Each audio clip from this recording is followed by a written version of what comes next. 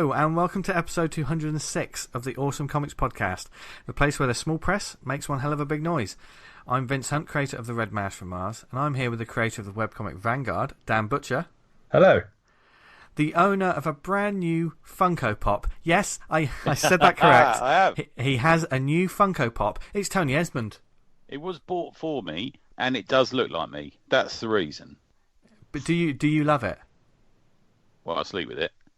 In fact, Sharknado pulled the head off it the other day. No. Bloody hell. Yeah. So it's already been wobbly ruined. heads. You know, it's got like a wobbly head one. Oh, I don't like Okay. those ones. I heard some crunching, and I looked over, and it was Sharknado with it. Do you think? Because if it looks like you and he's ripped its head off, do you think that's a sign of things to come? I don't let him watch me when I'm pulling the head off it. And that's the sort of show we're going to have this week, folks. I mean, seriously, you won't believe the amount of dad jokes I've had to listen to in the past 5 minutes, let alone. I told you a touching story. Yeah. Well, yeah, literally a story about touching, so we're not going to talk about. But no, because this week we've got another guest. Yes. Yep. We're joined by the creator of the colourful, trippy, and awesome comic world known as Om, of which there's several great books, isn't there, Tony? That Yeah, there are. Yeah. I've been raving about them for a while as well. Yes. Yeah. So we are very pleased to be joined this week by Andy Barron. Hello, sir. Hi there.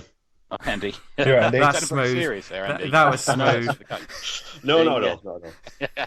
But Andy, I feel sorry for Andy because he had to stand next to me for 3 days at ELCAF while I said exactly the same thing about the books I had on my table. Did you really, though? I mean, let's get stuck into this straight away. Shall we? Oh, actually, no. We've got the adverts to do. I guess. Is it an advert? It's just nothing but fun. Surely something this fun can't be seen as work. God, this is just going off the rails. Dan, who are we sponsored by? Comic House. Yes. The Netflix for comics. Yeah, we made that up. And the indie marketplace with a difference. It's Netflix for comics, but other people have been using it as well. There's a huge selection of titles on their database. If you self-publish your comic, you can upload your comics on there, and it's another sort of shop front with which to sell your comics. I know some listeners have recently uploaded their work there, which is brilliant.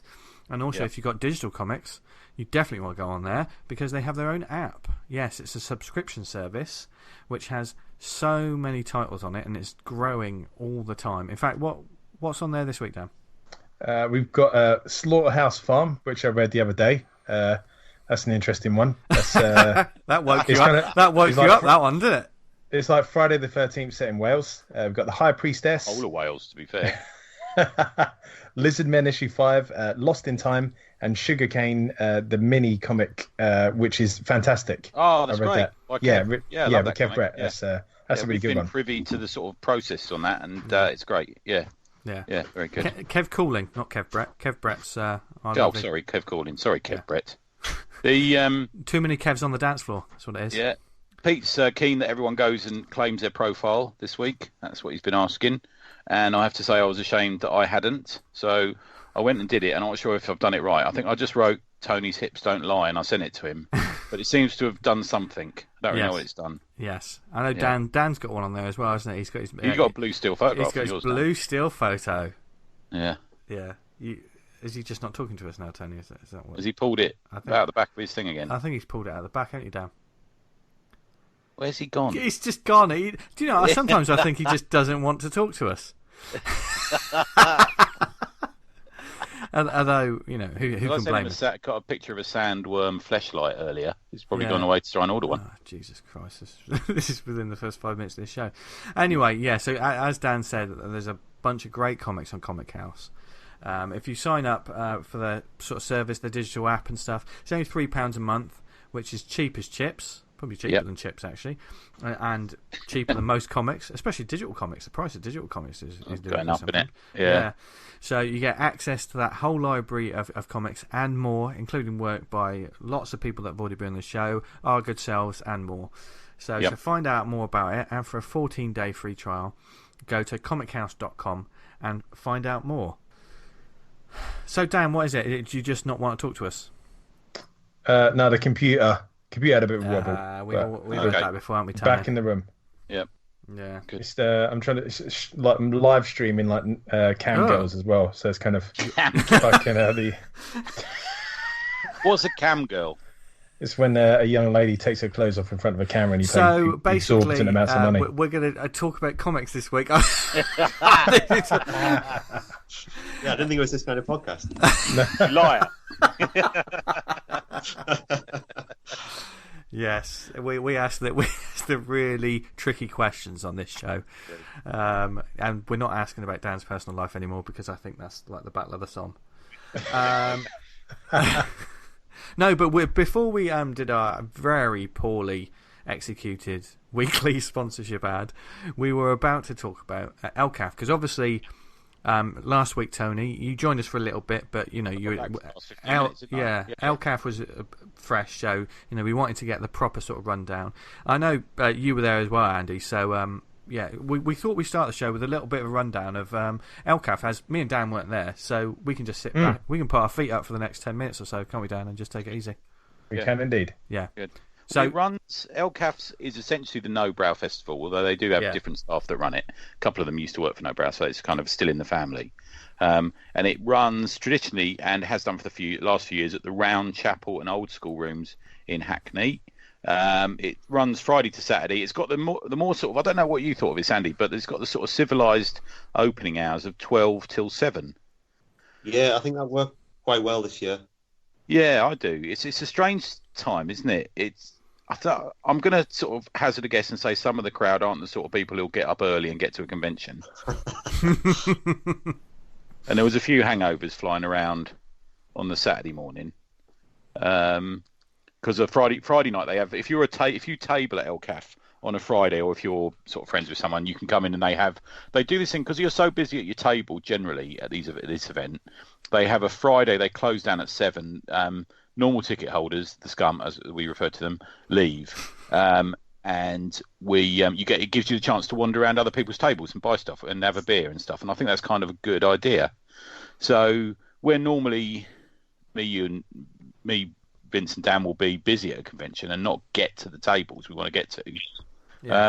ELCAF it gives you that chance. Do you know what I mean? I think that's kind of quite a good idea. What do you think, boys? Is that right? Yeah, that's a fair point. So. Yeah, gives you a chance to do your buying and stuff like that as well. And they also, the second year running, they've had their own beer. So I think it's a brewery in Crystal Palace makes this sort of beer. Did you have any, Andy? I didn't have any in the end. Yeah, it's the Gypsy Hill Brewery. Nice. Yeah, good beer. Can't say Gypsy. That's a callback to an old review.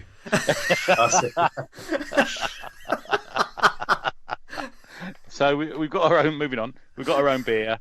I mean, where it is in Hackney is probably ground zero for craft beers and vegan cafes and that sort of thing. But it's not really a sort of. I don't know. I'm going to say it's a stretch of my neck out. But it's not really a proper like big hipster event. It's actually just nice people, really. To be fair, there's a lot of sort of creativity in the room and a lot of people actually pull their finger out and make comics, which is really good, I think. Yeah. And we all played about these sort of zine fairs and stuff, naming no names. That it's just like a shit print that someone drew with a biro. But there was a lot of really good comics for sale there as well. Did you find that? Did you buy much, Andy? Or I bought a little bit on the Sunday night, but as you were saying, you never really get enough time to actually look around when you're tabling at these things. Yeah. But I totally agree with you. I think there's a great mix of there are people doing prints, but you get a lot of people who are dedicated to comics and doing new things with comics. I think that's what I like about ELCAF so much. Yeah, there are, and there's Self-Made Hero were there, and Decadence and Avery Hill, and there's a few sort of publishers, publishers and micro publishers who are there as well as just people who are off their own back. Definitely. We tend to get guests, so we do have guests.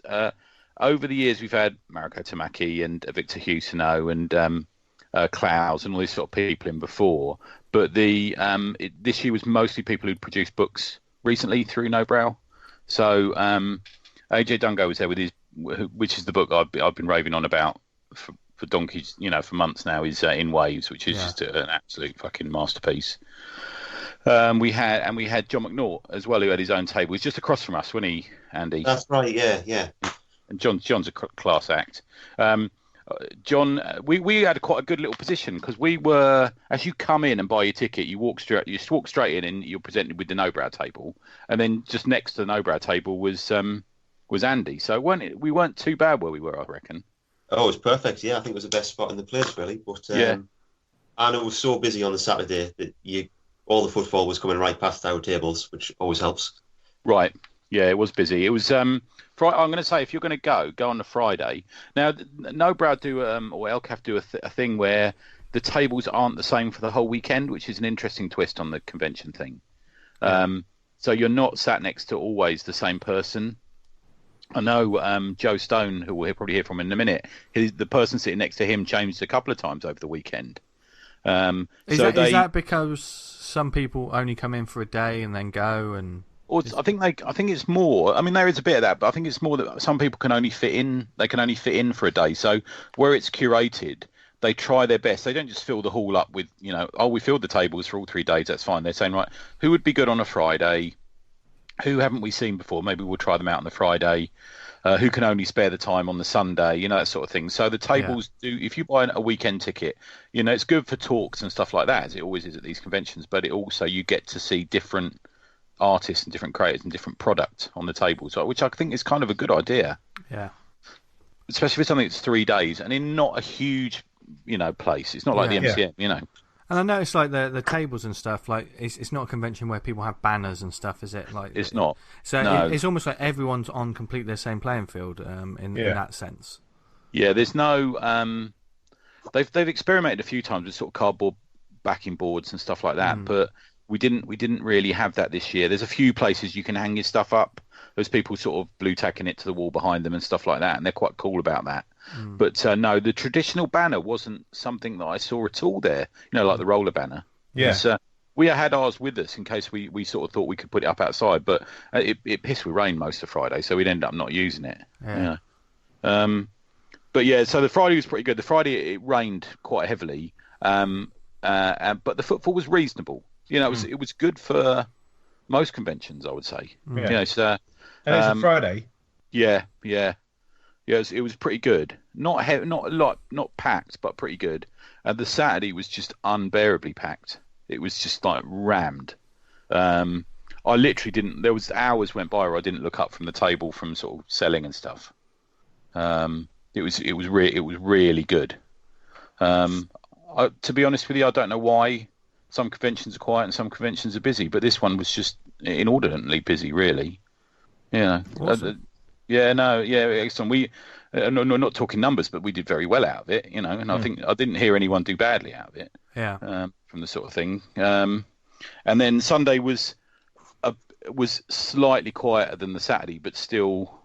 I mean, we sold out of a couple of books on the Friday, and then we sold out of our main books on the Saturday. So we were sort of scrabbling to get stock to stick on the table. It's almost like that. Wow. So pretty good. So in terms of, I know when we certainly talked about MCM and the dialogue you were having with people that came to the table and stuff. Yeah. And I know at MCM, it was almost you were saying it was different to pretty much most of the other conventions you go to, because you're almost informing people about every book. Yeah. Each time. Was this crowd a different sort of crowd? They kind of already knew what they were looking for, Yeah, a little bit. I mean, Andy, you maybe haven't heard us talk about this, but we did MCM and we did the Nobrow table at MCM, and we had to sort of, everyone who came to the table, it was a hard sell. It wasn't a hard sell, but it was you had to put your time in. Do you know what I mean? To work it. Yeah. And you had to tell people about comics. I always just said, have you ever read a comic? It's almost like building it up from that point, But ELCAF is slightly different. It's more like people collect Nobrow books. So it was like what you got new, And it was more sort of, we got a signing in a minute, because we had a space on our table where people did come and did signings. And Drew did some sketching and stuff. And it was like, well, he'll be here in 10 minutes if you want to buy a book. These are running low. Or people were looking at books all the time, so it's sort of, I would engage them and say, "Oh, have you seen that one before?" Or people would literally ask for your advice about what they should buy and stuff like that. So it was a much sort of comics friendly crowd, as you'd expect. But there's the people knew what they were coming for, and they knew they would come and buy straight away. Yeah, it was nearly all card payments as well, which is interesting. Wow. The MCM was nearly all cash. And this was nearly all card payments. I don't know why there's that distinction. Yeah, I really don't know why. It's quite interesting, though. I maybe would have thought it would be the other way round, but it just shows that everything you can't go into any convention thinking you know how the customer's going to be. You know? Yeah, I think you're right, man. Yeah. I mean, there's loads of people we know there. Gareth Brooks, who's been on the show, Kat Chapman was there, Ricky Miller, Dave White, Josh Hicks, Joe Stone, myriad publishers were there. There's loads of people who we would know. You know, if you wandered around, you came down, you would see Adam Falp turned up. There's lots of people who sort of turned up, and it was a really friendly crowd. It was no Gareth Hopkins made me laugh. He was a helper, you know, sort of volunteer. And he'd said to someone, something along the lines of, I'll keep my eye out for people nicking chairs. And they looked at him like he was speaking a foreign language. And they're going, well, they'd just be lending a chair, weren't they? You know, it's not like that MCM thing where you almost had to buy your chair down overnight, you know. Yeah.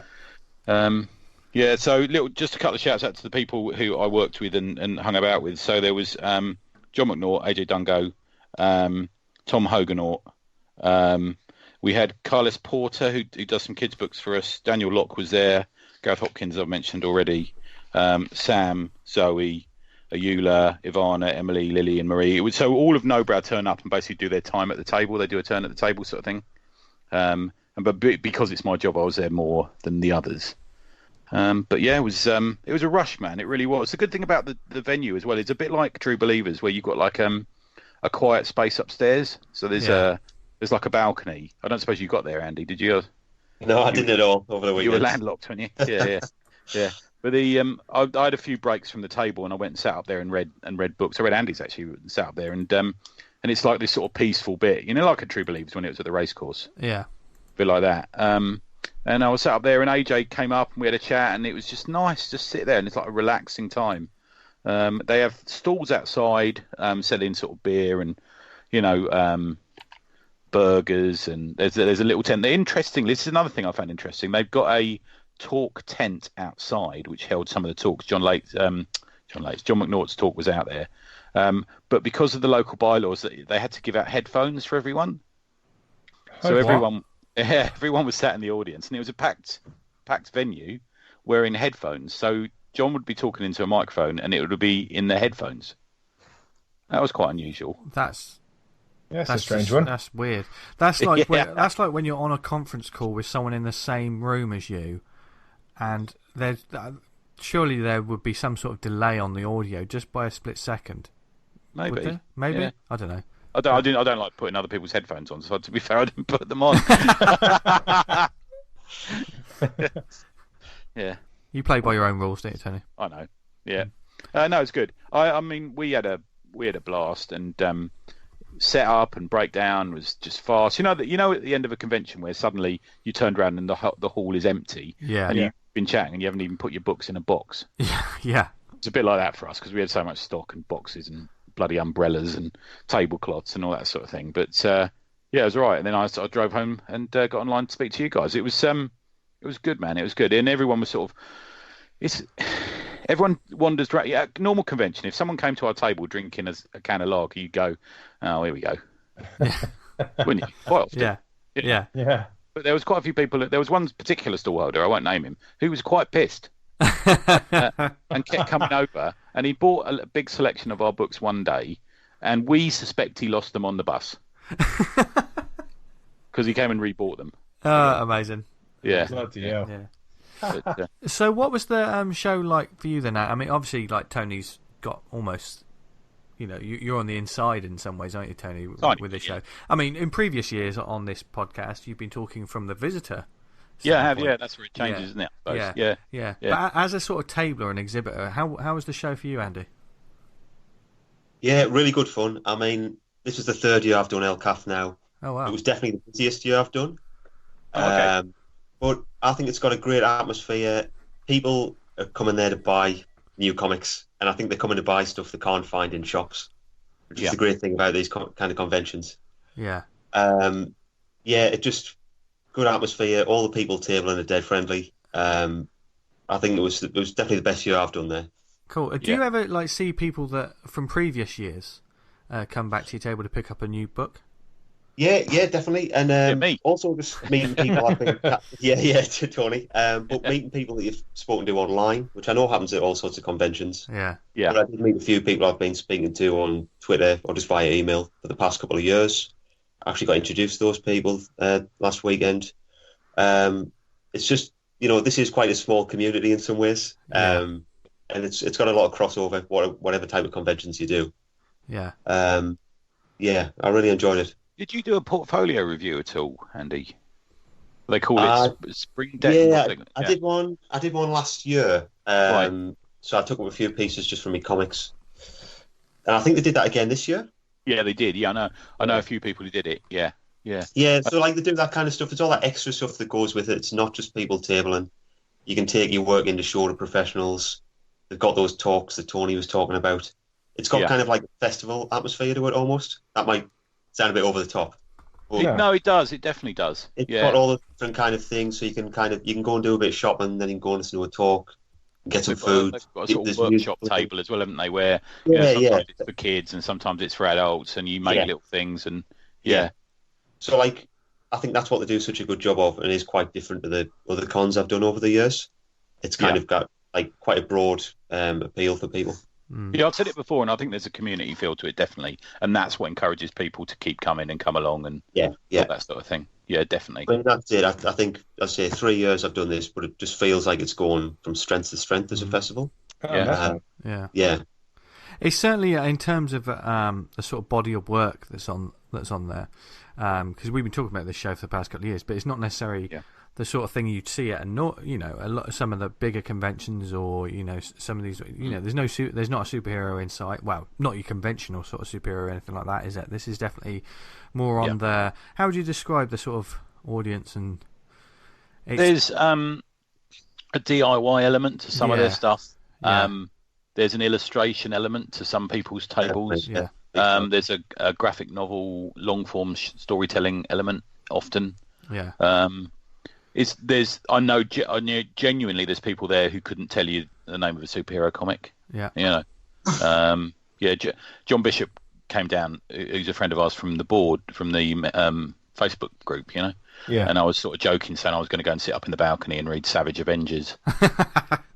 And he just sort of laughed. I said, I don't think there's many people would know what that was, But that, I mean, that's one of the things I love about this community, though. That there's something that caters for all tastes, no matter how broad or whatever it is. Do you know what I mean? It shows the importance of these shows and why a show like this, when handled right and put on right, it just gets stronger and stronger every year. It's one I've definitely.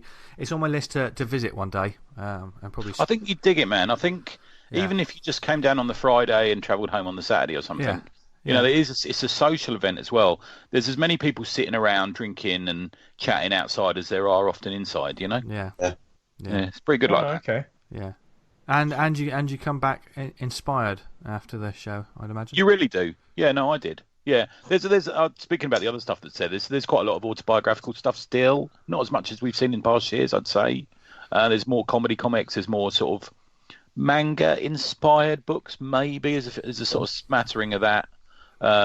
There's the few prints and stuff like that, but there's a lot of comics and stuff, and there's a lot of people who are prepared just to talk to you about comics. I could talk about comics all day when I would say with these people. Yeah. Oh, brilliant! So, and it's going to happen again next year. Was it? Let's hope so. Yeah. So hopefully, you never know. Me and Dan might pop in for the day, might we, Dan? Yeah, come down, man. Yeah. I'll get you on the list. We'll take a packed lunch. Oh, we can get on lists now. Do you hear that, Dan? We can get on lists. Get you on the door, baby. I've never My been name on is a list Dan, before. and I'm coming in. If you hear a kerfuffle, it's just Dan going, "Don't you know who I am?" Yeah. And whilst there, I grabbed a couple of interviews as well. You did indeed. Yeah. Do you want to do the little intro? We've got an extra little bit of a treat for you. Couple of short 5-minute interviews. There's one with Mr. Falp, who turned up. He's in the middle of a Kickstarter at the moment, so we had a little bit of chat about that as well. And following that will be one with Joe Stone, who I really love Joe. So we talked about his book Stutter a few weeks ago, and I bought a couple more of his books at the show and read them upstairs on the balcony during my break. Yeah. Really good stuff as well. Really good. Great stuff. And he's also the runner of the Hackney Comic and Zine Fair, which is coming your way in September, which will be out. Are you going to that one, Andy? Or I didn't know about that one, but I'll have a look into it. Yeah, send him a message, man. Yeah, it's going to be good. If there was ever a place that needed a Comic and Zine Fair, it's Hackney, let's face it. and it's also conveniently just around the corner from my office, so that's quite nice. So there's a couple of interviews. They're only short ones, but have a listen.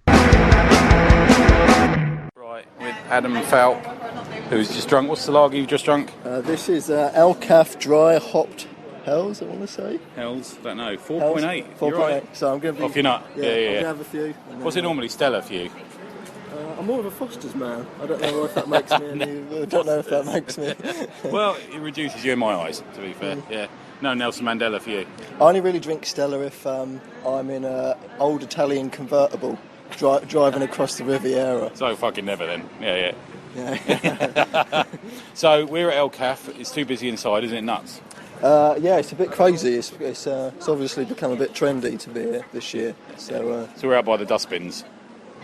Yeah, I mean, I don't know if we're supposed to be out the back here. Right. It's obviously the Esmond interview area. Luckily, we're clothed for a change. Now, you've got the Fragment. Now, as we record, you've got 20 days to go on, haven't you? Yeah, it's around 20 days. I'll try not to check because I get all upset and if the money don't go up and stuff. So have you gone a bit OCD on your Kickstarter then, have you? Or not too bad. I'm trying to play it cool. Cool. So I did. I was sort of pushing it for the first few days, and it got funded. You did it really quickly, didn't you? Yeah, I have backed it, I'd like to point out. Thank you very much. Yeah. You were on the first, Tony. Oh, thank you. Oh, great. Yeah. Shout out to you. But yeah, no, it's lucky it did. I mean, obviously, everyone says they sort of slow down in the middle, and this one has as well. But so I'm grateful it got funded first before it slowed down. Otherwise, it would have been a bit embarrassing. Yeah, it was easily funded as well, wasn't it? Yeah. I tried to make the goal nice and low, because all I want to do is get it printed and try and... Yeah. Okay. So tell us a little bit about what the Fragment's about. So the Fragment is about a British secret agent called Thomas Locke in the 1950s who suffers from severe sort of multiple personality disorder. Okay. Yeah. So he gets sent out on his missions, and in the first book he was sent to South Korea for the Korean War, where some incidents happened. I'll try not to ruin anything. Okay. And then this one, they're two separate single issues, but this one carries on after that. Right. Okay. And it's called the Cambridge. It's the Cambridge File. It's the first part's set in Cambridge. Right. This is fairly obvious. Yeah, a little bit. I mean, and lucky you didn't set it in Croydon. Yeah, I mean that wouldn't have been as cool, would it? It wouldn't be as cool. So Thomas Locke is.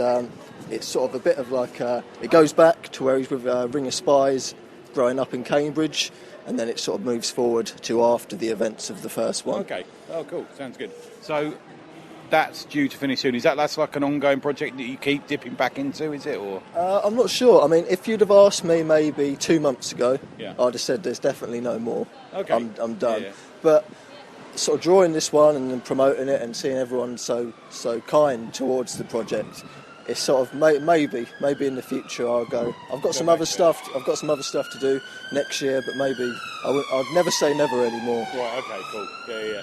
There may be some wind on this because it's a bit windy, isn't it? And police, because we're in East London. Yeah. Well, somebody's obviously missed out a carafe of black coffee.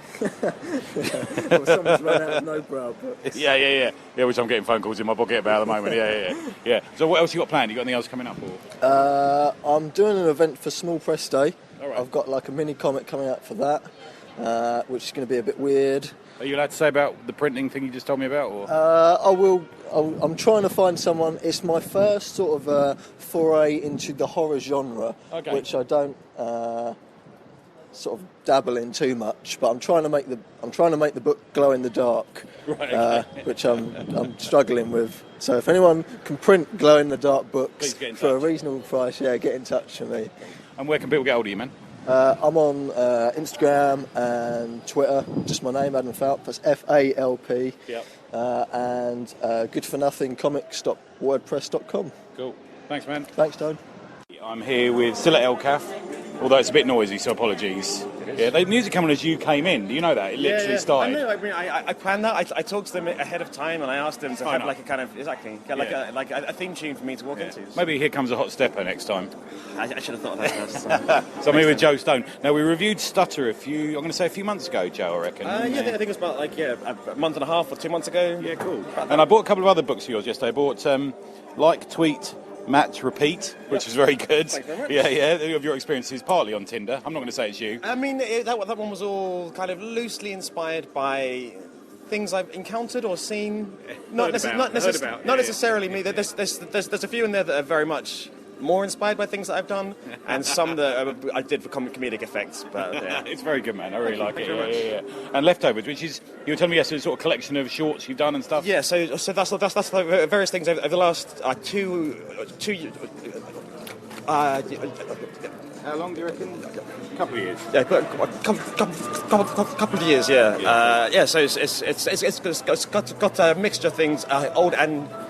Some I made just for that book. You wearing loads of hats, and I have to say, having sat, because we've sat opposite each other, we haven't had a chance to stare into each other's eyes because it's been so busy. To be fair, it's been very busy. Yeah. And you have worn a variety of hats this weekend. I've had a different hat every day of the weekend. That was a partially conscious choice. When you write a short story about hats, you feel obliged. Yeah. You have to wear hats now. Yeah, I can't not wear hats. Or I never write about a serial killer. It's never. Very good idea, just in case. Right? And you're also running Hackney Zine, Hackney Zine Fair, which is September. Yes. That's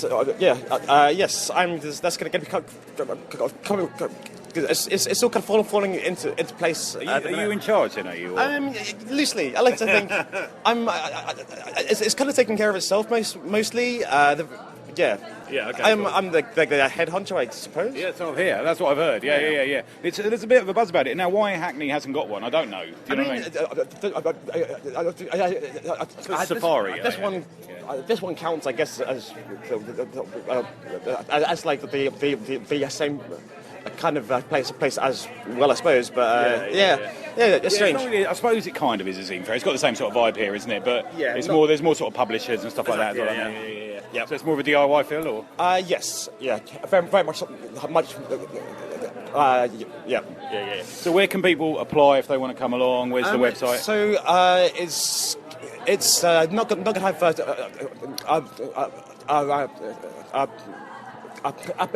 applications to have tables there. Basically,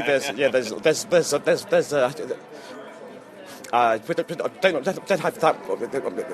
Maybe we'll get you on much space. Maybe we'll get you on before, and you can give us a shout. Yeah, sounds good. Yeah, it'd be good. Yeah. Lovely. No, man, I love your work. I really like it. You're like, I think I did actually call you the indie Jaime Hernandez. So there is a little the clean line. Yeah. Thanks. Yeah, that's good. Cheers. Yeah, thank you. We'll go back to just staring at each other across the aisle for a bit, shall we? Great. Yeah, cool. Nice one. Thanks, man. Thanks very much. There you go. Nice couple of bits of audio, Tony. I appreciate you just actually taking time to actually try and get some, because you totally didn't have to, because you're busy enough on these sort of shows. It's pretty mad busy, I've got to tell you. Yeah, it was non-stop, but I enjoy that sort of thing. Do you know what I mean? I've been a comics fan for 22 years, you know. Yeah. And it's nice to like working them now, so it's pretty fun. Yeah. Look at you, you've become. I saw quite a few people walking off with a certain Mr. Barron's comics under their arm during the day. Yeah. Oh, did you really? Yeah. Oh, very good. I think my boss had one, didn't he? I saw him with one in his bag. Yeah. And I'm sure after this show, a few of our listeners, if they haven't got them already, will be seeking out your work as well. That's a wonderful segue to talk about the work itself, isn't it? There you go. Because with Andy's work, it's something very different, but also he deals in a sort of narrative storytelling that we haven't really discussed on this show much before in depth. So we're going to get into that a bit at the moment. But before, let's just start off with your work itself, Andy, and your series Now, there's several different sort of books in it, like Tantra, Sutra, and things like this, but it's all part of this one world or one sort of universe, isn't it? Just tell us a bit more about what actually your comics are about. Yeah, that's right. So I've been publishing them for about 5 years. They're all set in the same world, as you said, world of they're all silent, so there's no words, but I'm trying to build up a bigger picture of this world through every book that I publish. So I'm introducing new characters, kind of introducing new interactions, and I'm kind of hoping it's going to build up into kind of a richer picture as you kind of read through them. So Tony, I know you've read probably a few of the books. Yeah, no, love them, man. We've all read them now. Yeah, love them. Yeah. I'm a big fan of them, man. The first one I sent to you guys was Mantra. Yeah. Which was in 2016. Is that the what's the actual sort of numerical order of the books if people are going to sort of read these? So the ones I've published are Mantra, which is actually out of print now, but that was a collection of some really early short comics that I was publishing. Mm-hmm. Then I did a book called Tantra, which was a standalone, and I've also done Sutra, and my latest one is called Aman. But what are they about? It's a kind of a fantasy world. The main character is called so it looks quite different from the everyday world, but I feel like I'm dealing with everyday emotions and feelings within the stories. Okay. Yeah. If that makes sense. Yeah. It's always quite difficult to explain, but yeah, they are. They're not an easy one to explain without. I mean, we talk about a visual medium on an audio product, don't we? Let's face it. Yeah. But they are. They take you along, don't they? I mean, this is what I found when I was reading it. I think partially because they are silent as well. Once you're in with the visuals, it's like a song where you just start listening and you're just following and it flows and you're going with it rather than being told, what to do and what is happening. I think that's right, and kind of leaving the words out, you're kind of letting the reader do a bit of the work. You're letting them kind of fill in the gaps as they go through. Yeah, definitely. It's a really different reading experience. Reading because I've just read. I'm going to talk about him later, but I've just read a couple of books by Jim Woodring, who does the same. And I imagine he's an influence of yours, Andy. Yeah, love his stuff.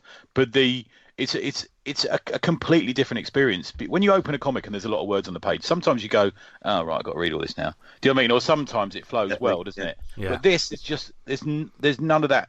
I'm not going to. It's kind of going to call it a heavy responsibility. There's no heavy responsibility on you to read everything. It's just there's a sort of intricate movement to your books, if treated correctly, it is a dense read because there's a lot going on in a lot of your panels. There's an industrialization scene, which there's a lot going on in that one. But what I noticed as well, there's not many panels to a page. It's getting like 3 or 4 times. I think I had this kind of rule I was working out. I could get about 4 movements in per page. That was kind of me thinking. Oh, interesting. How many actions can a character make on one page? Yeah, I think about 4 was the max I've ever worked out. That wasn't kind of planned. It's just how it's worked out as I've been working. Okay, because it is also it's also very strange for the people. There's no humans in it. Let's say I just want to sort of describe it for the readers as well. There's humanoids, but there's no what we would ordinarily describe as humans, are they really? Well, they're definitely not humans. No. There's a lot of dongs in it. I'm going to say that. A lot of dongs, a lot of big nipples as well. And it's the sort of style of your artwork. It has this sort of old timey sort of animation feel. It's like a psychedelic dreamlike sequence that would come from like the Steamboat Willie sort of era. That sort of there's a certain animated style to it. That's why I think the pages work so well, because they feel like they move. They really do have a movement to them. That's definitely something I try and get across with the characters. It's kind of you don't have words to show what their personality's like or what they're thinking. Yeah, you've kind of got to convey that through the movement. Okay. How does this character move on the page? Like, does that kind of give the reader some indication of what they're all about? Yeah, there's a fluidity to them, isn't there? There really is. Yeah. They're kind of a cross between Barber Papa and I don't know if you ever saw the Ralph Bakshi movie Wizards. Yeah, I get that one reference quite a lot, actually. Yeah. Oh, do you? Okay, right. Not something. It wasn't an influence. No, it's just it wasn't. I hadn't seen it before, but okay. People have brought that up. Nice. Yeah. So, how did you start with this then? Have you got a history in illustration? Have you? Are you a lover of comics that led to this, or are you? Yeah, I've been reading comics all my life. I moved down to London about 10 years ago to study illustration. Okay. But the stuff I was doing at uni wasn't anything like this. I was trying to do more kind of commercial style illustration. Yeah. And it was only after I left that I was kind of like, well, if I don't draw these comics now, when am I going to draw them? It kind of gave me a kick to do them. But the character of Orm I'd actually had in my sketchbooks for, you're probably talking about 12 years. It was just this little doodle that kept coming back up in my sketchbooks. And eventually started thinking, what stories could this character kind of take part in? Yeah, it's been quite a long kind of period of time. It's been a long part of my life, really. Yeah. Because, I mean, it's expanded from himself, because this is a world and a universe, isn't it? So, I mean, even though things are, I'm going to ask the impossible now, even though we're saying it's quite hard to describe this book and what goes on, just to give people a bit more information about the universe of how would you describe that universe to someone? So I think Om's kind of like an everyman character, and he's put in normally quite hostile situations, and it's about how he reacts to them. The world itself is kind of a desert environment, but I really feel like with each story I can have total free reign about what I want to write about at any given time. So I was trying to say earlier, it's about human emotions. I know you said it's not human characters, but whatever I'm kind of thinking about or going through at any particular time, it normally ends up in an Om story. That's quite helpful for me. Om's like a vehicle for me to kind of work out my feelings about something. And I really hope that comes across to readers as well. They're not just daft stories. It's kind of like there is something else going on underneath the surface. With that though, have you ever had one moment, because one of the things about pouring your own emotions or your own experiences of the time into a story, has there ever been a moment where you've put like a few pages down on paper, and then they thought maybe it was too personal, or maybe you've moved on from that moment that you don't want to share that now? Yeah, definitely. I've got a few of those written in my book. I don't know if they'll ever get made, but again, it's kind of like I'm saying there how personal they are, but I don't want readers to be thinking, oh, this is what Andy was thinking at this particular time. I mean, if I ever thought this is an autobiographical book, I wonder what my whole life looks like. I was in this factory surrounded by naked men, shovels, and they made me eat tea when they were drunk, and I had these things on my nipples. We've all had that dream, Andy. I'll be honest with you. Exactly. Yeah. Reading through the stories, that one where they're getting him drunk, and then they all seem to kind of like set on him. It's kind of like that was real kind of. It seemed like a real dark moment. That one. It's I can't remember which dream, isn't it? That's the newest book I've done. So man, that's the longest standalone story. So it's 24 pages.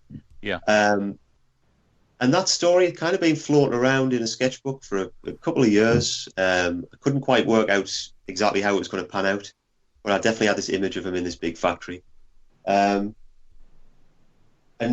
something just clicks. I'll tend to have kind of stories that are kind of half formed for a couple of years, and then an ending just suggests itself. Or I know what you mean, because you end on a cliffhanger on that one, don't you?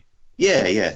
You end on a. I'm not going to overtly spoil it, but you end on a cliffhanger where a realization hits on that he might not be on his own, or he might be part of something, or he might be changing into something. Definitely, and I think that's kind of like I often get asked about reading orders and what's going to happen next, but I tend to think of them more like an old cartoon where it's just standalone. Like an old Tom and Jerry. There's no continuity there, really. Every episode fight each other.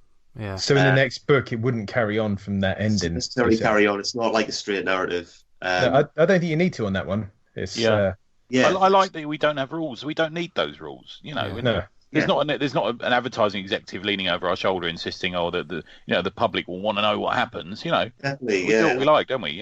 That's like the great freedom of self-publishing. But also that idea that you might have read all of the Om comics and kind of have a better understanding of the characters.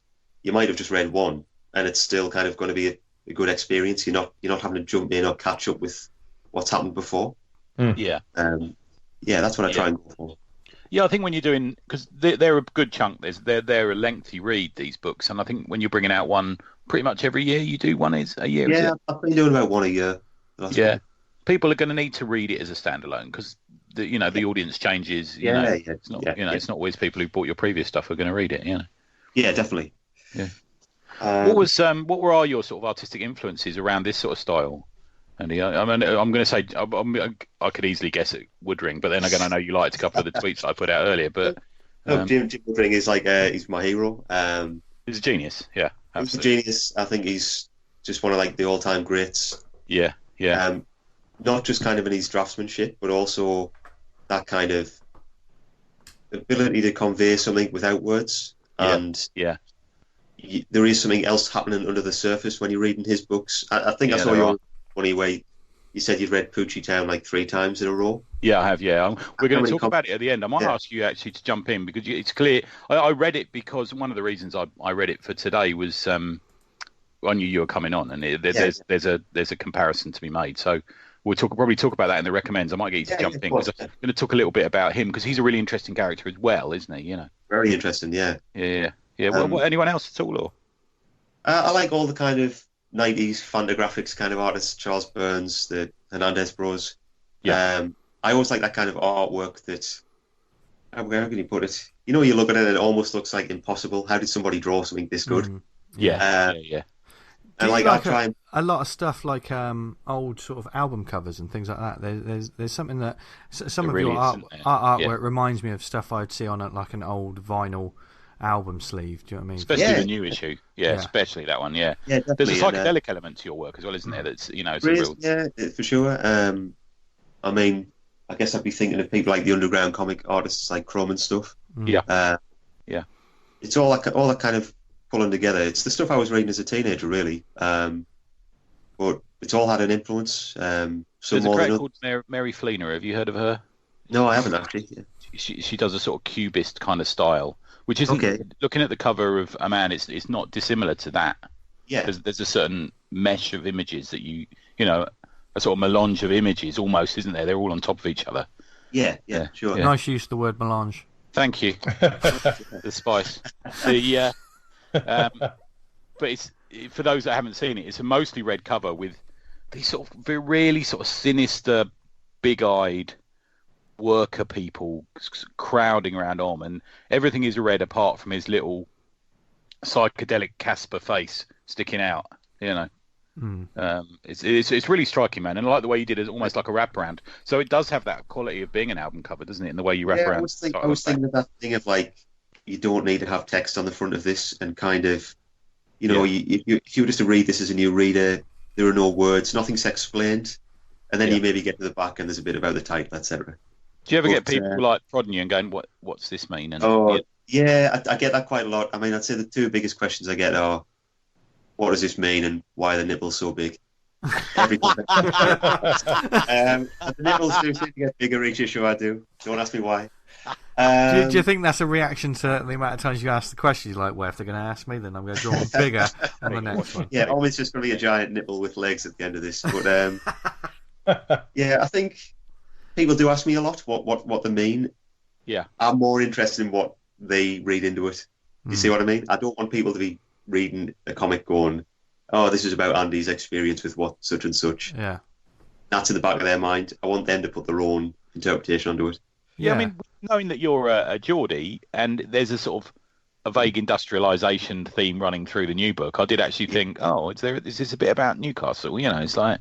Maybe, but I think that's it. Again, like, I'll be writing these things and sometimes it reveals things that are kind of in your subconscious a bit. I've written a story and go, shit, is that what I actually think about that subject?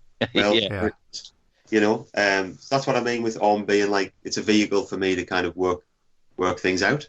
Yeah. Right. Nice. In terms of like creating this universe, I mean, obviously you had Om. He's always been in your head, but you create like a complete universe of like weird, wonderful, and colourful different characters. Like some sinister, some just strange. When it comes to their creation, are they something that you've got sketchbooks with doodles in, or have you ever just created a creature when you've had the page in front of you and you just need something to fill that panel? Oh, that's a good one. I'd say they tend to start in sketchbooks, and stories will often start from a character design. So did I send you guys Sutra? Yes. Had a story called The Law. Right. With those black figures who surround him. Yes. I actually just drew that character. It was at ELCAF about 2 years ago. And I just drew it in my sketchbook, and there was just something about that character that suggested that story. So it tends to be kind of, as I was saying earlier, it's the character, how they move. It'll suggest a narrative. That sounds a bit confusing, but that tends to be the way it works. That was the one story that really brought to mind to me, like, you know, when I mentioned like old animation and things like that. You know, when you would see an old cartoon, and you think it'd be all light and airy, and then something really sinister would happen in it. You know, you'd have these devilish, demonic. Oh, they'll figures. shoot each other and they'll shoot holes in each other. Yeah, there's all this sort of thing going on, isn't there? Yeah. And I just thought that this really, because those characters as well, because they have the big eyes, and you know the way they're designed and stuff, and yet they've got these hammers and these spears, and you know, as the story goes on, they just get worse and worse and worse. And like those old cartoons, I actually found them as a kid. I actually found them a tiny bit like not scary, but strange and uncomfortable. They can be scary. Those sort of images, can't they? And stick with you. You know. Do you think maybe those sort of characters, you know, you had something in your head that you thought, oh, well, you know, this creeped me out, and then all of a sudden it's on the page in front of you? Yeah, I mean, I've read some old Fantagraphics did a reprint of some really old Disney comics, Mickey Mouse comics, and I think the character there called the Blot, or like the Phantom, and he's kind of this black shadow character that's kind of chasing Mickey through the strips. So there's probably something you read these things, you pick them up, and then they come out in your own way.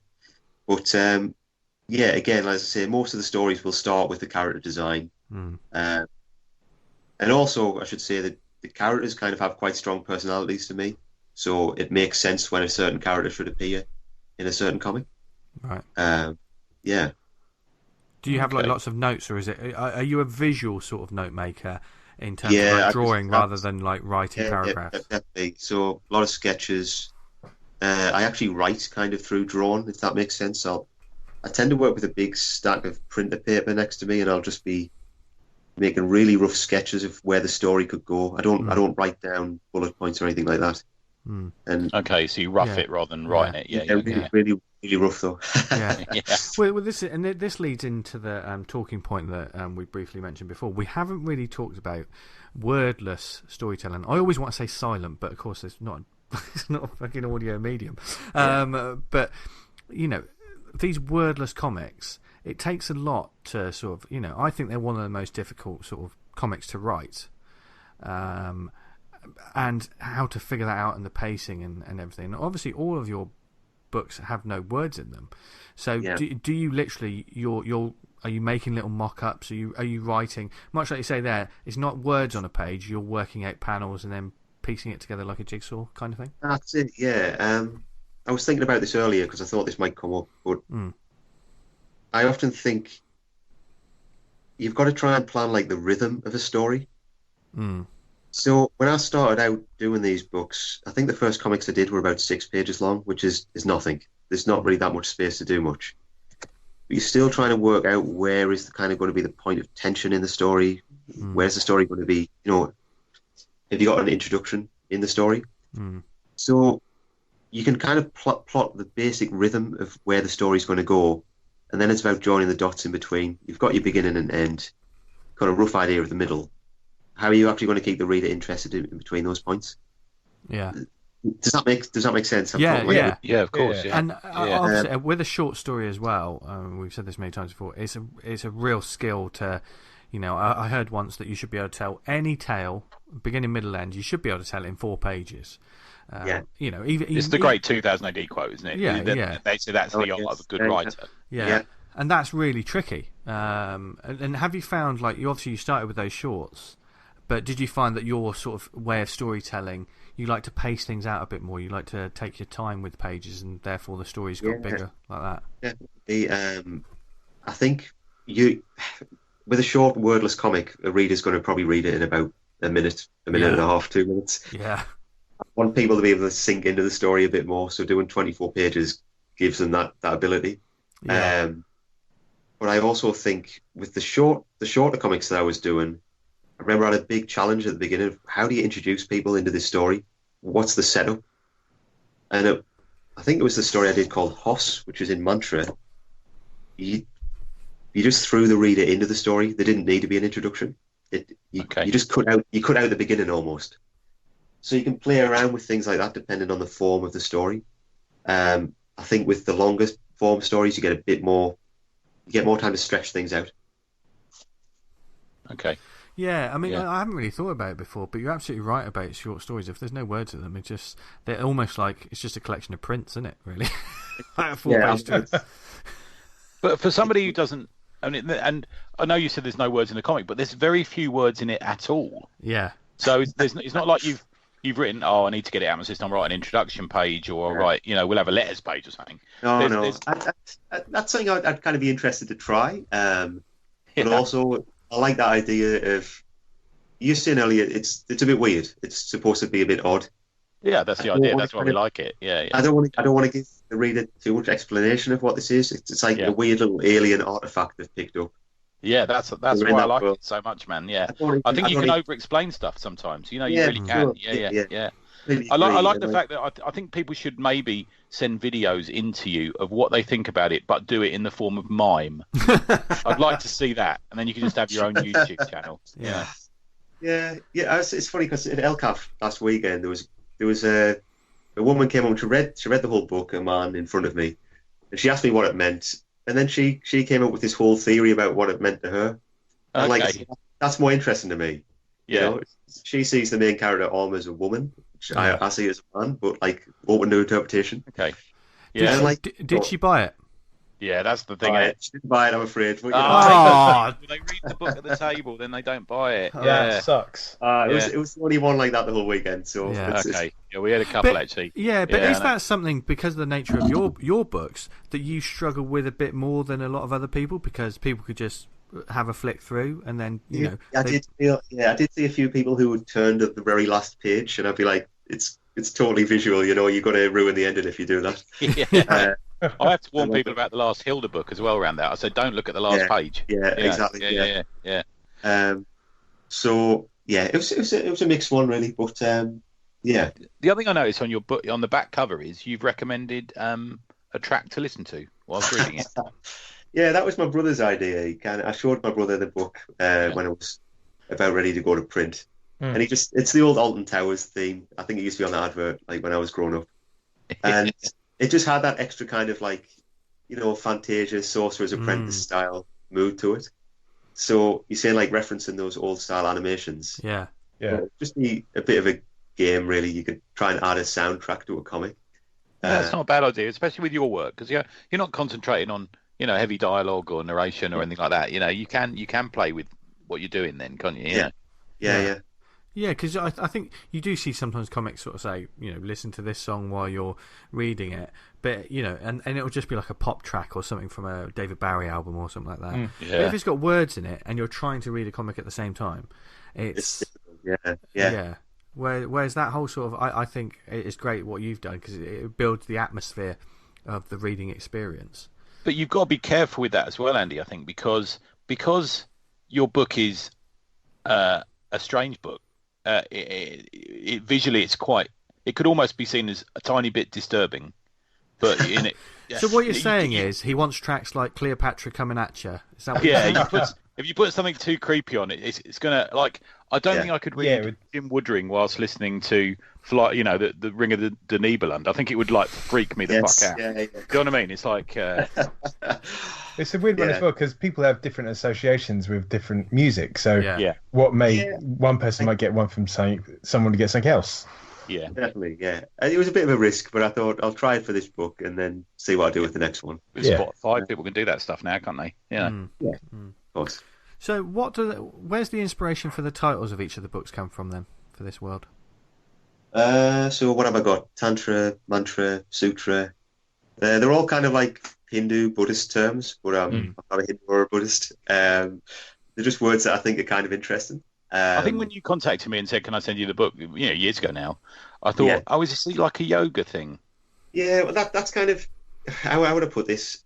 It's kind of I've read into some of those kind of things, but it's more my kind of response to them. I'm not trying to make a textbook about Hinduism or Buddhism. Yeah. Do you know what I mean? I think there's a different market for that kind of stuff. Yeah. But also, I kind of like the word Om, because I think it can either be a kind of cartoonish nothingness word, or it's a Hindu syllable with a massive amount of meaning attached to it. Yeah, and it gives that moment of concentration. Yeah. Implication sometimes. Yes. I think it's kind of like you might look at the books and think it's very surface level cartoon, but I hope there's something else going on within it. Because the previous books are quite I'm going to say probably slightly more psychedelic in certain aspects, aren't they? There's a lot more at moments. There's like big bursts of stuff, big bursts of colour and stuff, aren't there? Yeah, definitely. And I think the latest book I've done is Risograph, which is obviously looks quite stylistically different from the other books. Yeah, I was going to ask about your art process and stuff, because that one's very heavily sort of red and blue. It just really hits you in the face straight away and creates its own sort of atmosphere. Have you tried different art processes for each book? So I think on Sutra was the first book that I started working with a brush and ink. Okay. I used to just work with fine liners and then go on Photoshop and add colour. I was never really that satisfied with the finished artwork. So I tried to move on with brushwork. Obviously, I've done 2 risograph books now. I've also done some wooden sculptures. We're going to get onto your little theatre of For those, or do you want to talk about those later? Well, now, Well, firstly, for those who don't necessarily, what is a risograph?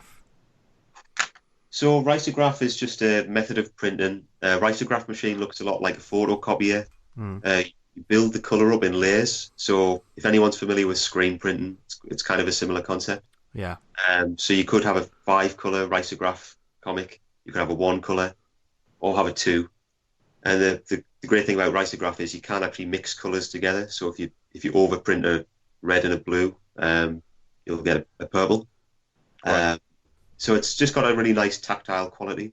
It's very popular at the moment as well, isn't it? Yeah. It's I'd say not popular. It's seen as like a quality thing to do at the moment, isn't it? I think it is, and I think I'm not going. I've done digital prints before, but I think the risograph just has something a bit more high quality. The colour seems to have sunk into the paper a bit more. Maybe there's a tactile thing to it, isn't there? I think. Yeah, and I think also just from like a colour point of view, it's sometimes quite good to be restricted with colours because, as you probably see from my earlier books, I just throw every colour that I want to on a page. Yeah.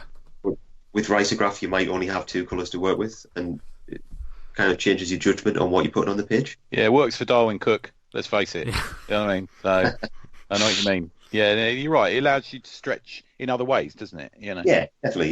Yeah. Well, yeah. So. Do you work? Have you done any sort of digital, just straight digital work? No, but after doing my last book, I kind of feel like I should get into doing that because it was my method is so time consuming. I still just draw by hand with pencils and then go over with ink and then scan it in. So I might try doing some straight into the computer stuff next time. All right, Grandad.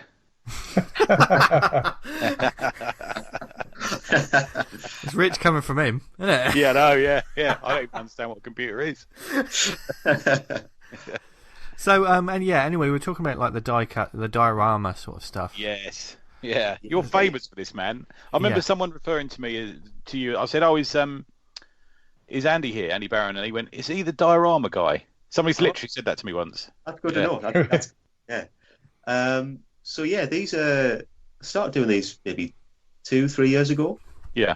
I use a laser cutting machine, so you have to draw the artwork in Illustrator. And then, have you ever used one of these before? No. Basically, you can make it so the machine either cuts through a sheet of MDF or it will etch into the sheet. So you can do like a lot with this.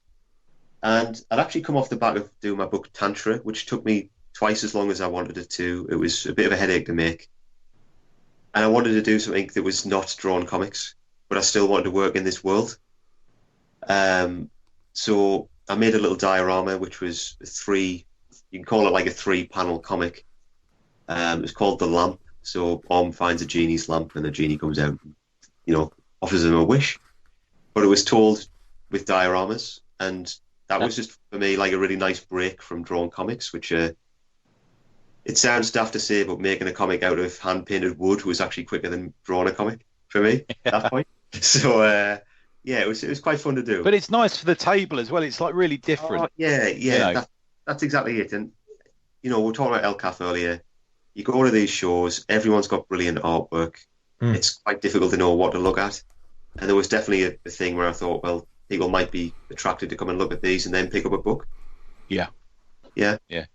So they're like little theatres. They're like little stages set in a sort of like a half a box almost, isn't it? And you look into it, and the characters are sort of acting out a scene within. It's kind of like kids used to do this as like a little theatre, didn't they, at school? It's almost that sort of thing. Obviously, I call it. Yeah. So but and they're really fun. Well, the only thing is, it does take you a while to set up. I did watch you setting it up on Friday. Well, they always break when I'm carrying the convention, so I have to bring it to the studio every time I go. But yeah, so I did a book called Sutra where I tried to make comics out of the photos of the dioramas. Yeah, I don't know. I noticed that. Yeah. Well, but it was an experiment. But I'd like to do a few more of those, really, because I think they're a lot of fun to work on, and they're a nice thing to keep afterwards. Yeah. Have you ever done an exhibition with your work at all, or anything like that? I can see it going down well at. Yeah, so thank you. I haven't tried that, but certainly open to trying more things. Yeah. Nice. If there's anyone out there listening who likes putting on comic book sort of exhibitions and stuff, of which there are like more and more. We're seeing more artwork and of like sequential the cartoon pages. Museum's just opening up, isn't it, again? And that sort of thing. Yeah. So and I definitely I wish more of it was in my sort of area. It's a bit of a trek. I know you guys, cartoon museum. You get the odd thing in Bristol, don't you? I suppose. Yeah. I've got to go to that Manga one. That looks fantastic. Me too. I haven't been there yet. What's that one for those? The British Museum have got a big manga exhibition on. Yes. Oh, really? Yeah. How long's that going for? I think it's until September. Yeah. Got a fair while. Yeah. I tried to go there yesterday, and the line, they've got a special sort of thing set up so that where the line snakes backwards and forwards. I'd say the holding pen. Yeah, it was so I just couldn't bear to go and stand in it. Yeah. I mean that is a genre of comics that we still haven't. We don't know enough about it. We haven't done an episode focused on it, and I'm sure we'll do a couple in the future, because there's a few of our guests that are certainly, we can call them experts and these sort of things. But that's just another world, isn't it, in terms of popularity and how big, and it's just yeah. Well, Paul Gravett is the one who curated it, as I understand, because he popped by the table and was chatting about it at ELCAF. Yeah, it's a big deal, man. It's a lot of money been thrown into that, and I'm trying to remember the name. There's also a sort of a parallel exhibition going on about another manga artist, which they talk about on the Exhibitin pod that got released today. I can't remember the name. But it's a Japan House is that in Kent? That's right. That's where it is. Yeah. Yeah, it says there's a couple going on at the moment. It's getting a real resurgence, Nice. So we'll try and find them and put them in the show notes for those who those of you out there who don't know about them, because I certainly didn't know these things were happening. So this is Manga, the art of Urasawa Naoki. That's it. That's the one. Yeah. Paul from Orbital interviewed him the other day. Paul and Liz. Yeah, it's good. Yeah, it's well worth a look. Nice. Oh, nice one. Nice. And just people should just check out Andy's work anyway. It's definitely it's brilliant stuff. Yeah. Thank you very much. We so when's the next book then? I'll try and sell the ones I've got first. Yeah. I think I'll probably aim to do another one next year. I don't know, maybe put out a few smaller ones. Yeah. What's your convention sort of schedule like? Got a bit smaller this year, so I'm only actually ELCAF was the only one I've signed up for. Okay. Is that by choice? I know there's a lot of people certainly that are cutting back and being more selective on conventions. Yeah, I do feel like a lot of the smaller ones are starting to kind of close up over the last year or so. Yeah. Yeah, Crouch End's gone, isn't it? Safari, I don't think that's appeared this year. I don't think that's happening. But when I started off, I was doing things like Comiket. I don't know if that exists anymore. Well, that's the beautiful moment where me and Vince first met. Oh, right. It was like when Harry met Sally, wasn't it? Yeah. Yeah. Although doing a fake orgasm in the British Library was a bit inappropriate. Yeah, the top of the escalator, turn right. Yeah, fake orgasm. That was Paul Gravett who used to run that. I was a volunteer. Right, yeah. Well, yeah. Kind of got just narrower each year that I've been doing these, but I'm always on the keep my eye open for ones to do. Good ones. Yeah. But it is, I think, some of them are sort of disappearing or dying away, or maybe just having a break for a year. But it's heartening to know that, shows like ELCAF and there's some other ones we're going to talk about later that are happening later in the year that are healthier than ever, and just and the audience is still there and still growing all the time, which I think is brilliant. Yeah. Yeah, ELCAF was really heartening, man. It was really, we've had a few quiet conventions, haven't we? Yeah. A few of the big ones have been quite quiet recently, over the last few years, I suppose. But it was nice to see so many people there, and putting their hand in their pocket, which is great. Yeah. So, so where can people look for you this year, Andy, at conventions? Nowhere at the moment, but I have got a website if they want to check out my work. It's andyillustrates.com. Cool. There you go. And you'll get his Twitter and stuff at the end of the show. He's sticking with us. He's a glutton for punishment. And now he's got to sit through our shout-outs. What shout-outs do we have this week, gents? I got a shitload. Oh, God. Here we go. Dan, do you have any? I've only got the one. Oh, go on then, Dan. Then do it, and I know what it's going to be, and it's brilliant. It's completely self-serving. It's for the Kickstarter. Yes. Me and Sam are doing for Project Hoax. Yes, I've backed it. Oh, nice one. Thank you. As have I.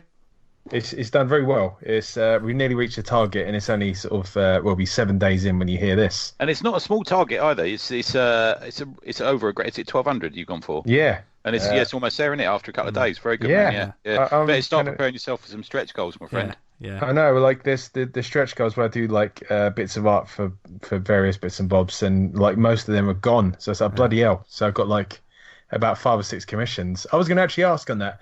Do you do the commissions while you're putting the book together, or do you leave it till the end? I don't know. Well, they go out at the same time, don't they? So fair enough. Yeah. You manage your. Yeah. I mean, I would. I mean, this is how I would schedule it. I'd get the book done, and then while it's off being proofed and ready for print or whatever, that's true. Use that time to do the commissions and stuff. That's how I would do it. Good shout there. But and I love how you're being. I can tell we know Dan, and he's being so timid and being like, well, yeah, that it's doing quite well and stuff, because he's humble. He's a very humble man, and me and Tony can say that the Kickstarter looks fucking great, and the book's going to be fucking awesome. Yeah. So you should go and play. Just going to smash it in the next couple of days, dude. Don't worry. Thanks everyone who's backed it. I'll be pouring my heart and soul into the artwork. And it's got stuff. It's already well on the way. I didn't expect there was going to be on there, like the USB drives and your commission. Yeah. Because you're not just doing normal commissions, are you? What are the commissions you're doing for it? Naked ones. It's basically I've made a template up for an old Mega Drive game cover. Yeah. So it'd be making you a video game of whatever you wanted. So it could be your comic, your favorite film, whatever you want to do. Maybe if you like the show, location. Yeah, location. The 16-bit video game. I'd love to see that. I like that series, Botched on the E channel. That's good. I'm not aware of that one. Oh, what's that about? That's good. Botched plastic surgery. Oh, okay. Christ almighty. Not one to watch while you're eating your dinner. And especially after that experience I had, Catfish. That's a good series.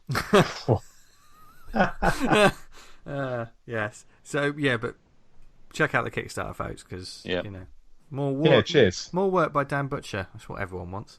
Yeah, that's what we all want. That's what I'll be doing. Yeah. Tony, you've got a few, haven't you? Yeah, so Actors is now on Kickstarter from Stuart McCune, which I'm sure will have made its money by now. But it's really good. It's got a very creepy video, which is just worth watching. Really good. Obviously, the double act, the new Starsky and Hutch of comics, Nick Prolix and Russell Mark Olsen, or as I like to call him, RMO when I talk to him. They've done a flip novel book, which is The Accumulator on one side and the Dickie Bird Song on the other. And that's on Kickstarter, also fully funded, but you'll need a copy of this, I'll tell you now. I'm going to be at MacPow, which is the comic convention, the free comic convention in the town hall in Macclesfield. I'll be there on Saturday, and it runs between 10 a.m. and 4 p.m. I'm looking forward to meeting Nicole and Ian, actually, from the Lakes podcast. I've never met them face-to-face. Nice. So looking forward to seeing them. The following weekend, Saturday the 29th, it's Glasgow Comic-Con, which is the Royal Concert Hall in Glasgow, between 10 a.m. and 6:30 p.m. rather. I'm going to be there as well. It's attending it is going to be Chip Zdarsky, which is quite a coup. Frank Quitely, Brian Stelfreeze. I'm really looking forward to meeting him. And show favourite. I fucking love Stelfreeze's work. It's good, isn't he? Yeah, he looks like a really cool guy as well. Yeah. I'm looking forward to seeing him. And show favourite Ian Kennedy is going to be there as well. Oh, awesome. That's going to be nice. I also recorded an episode of The Nerds Who Haunted Themselves with Mr. Mulrain this week. We did a sort of, he's doing like an experiment in just posing the question, why comics? And I ended up talking for about an hour and a half, which is quite restrained of me. Classic time. Yeah. Yeah. So have a listen to that one. It should be fun. I think I swear a bit as well. So that's always fun, isn't it? It's always adult. Yeah. Yeah. There you go. They're my ones. Vincenzo, you've got a big one. Bring out the big guns, my friend.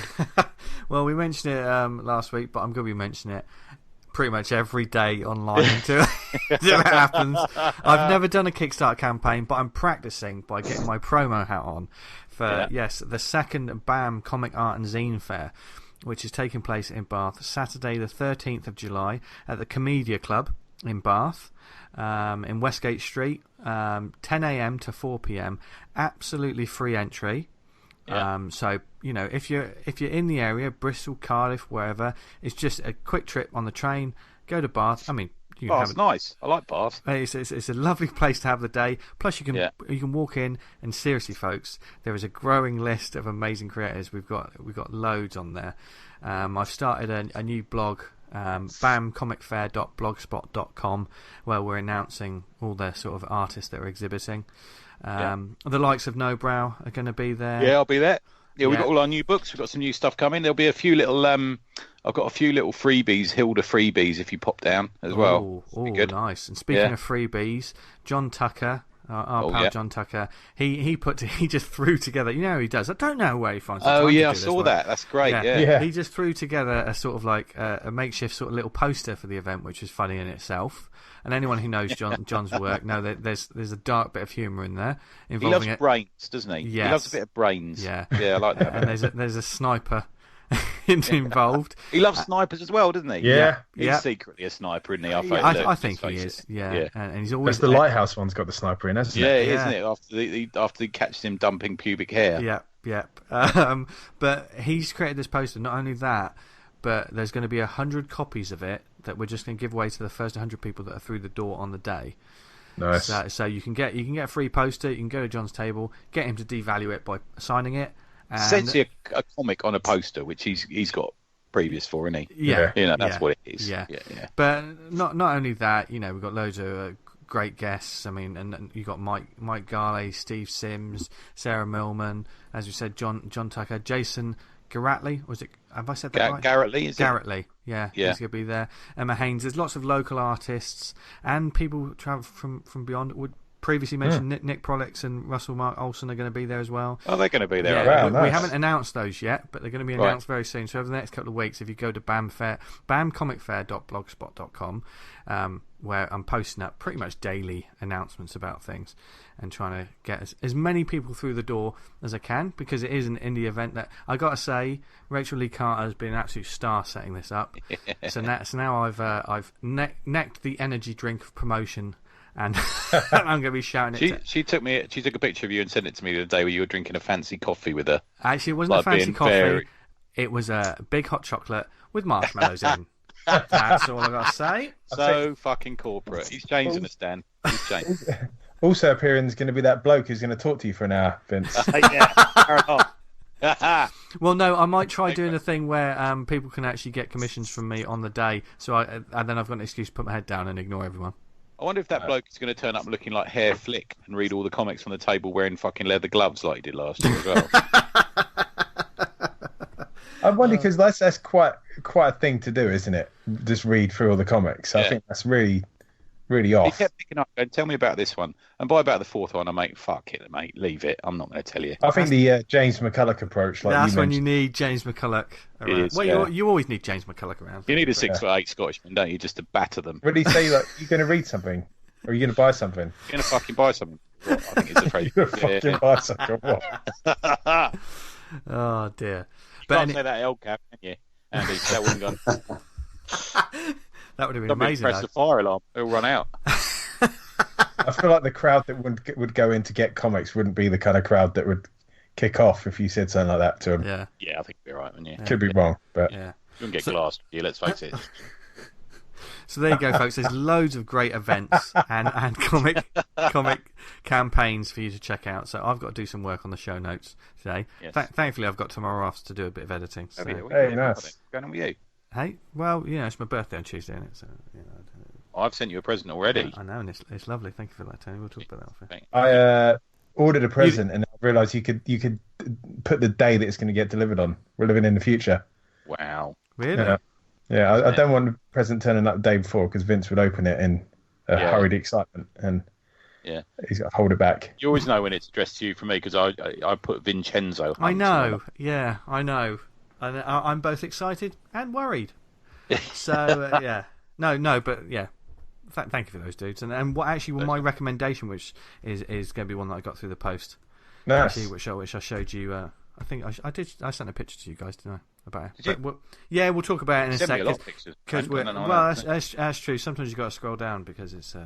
The subtext of what we're saying here is if you listen to this show on Monday, you can Amazon Prime something to Vince. You'll get it on his birthday. No, please do. No, I'm not giving out my address to everyone. Yeah, let's calm down. Why not just on Tuesday you send Vince a really happy selfie of yourself? Yeah, how happy? Let's just say you can't see the face, but you can tell they're pleased. No, Tony. I mean, stop sending me those pictures, man. I was going to say, Vince, that's what you told me to say before we came on about the Amazon thing. Yeah. Don't play it down, Vince, you liar.